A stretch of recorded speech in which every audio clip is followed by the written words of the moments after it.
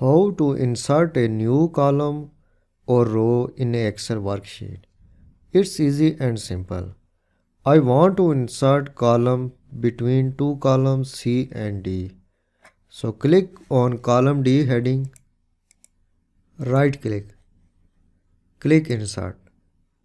If you want to delete column, click column heading, right click, click delete.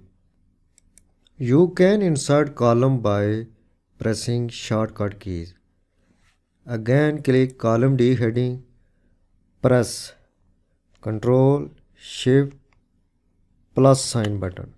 Similarly, delete this column by pressing Ctrl subtraction button.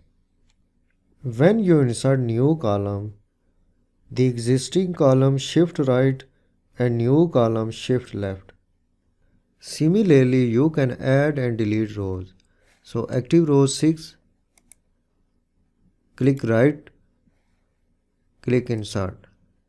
You have a new row. If you want to delete, click delete. You can add row by pressing shortcut keys. Press Ctrl Shift plus sign button. Again press Ctrl Shift plus sign.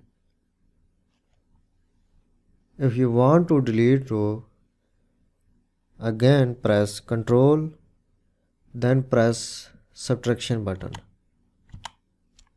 In this way, you can add and delete rows. The existing row shift down and new row shift above the existing row. You can check.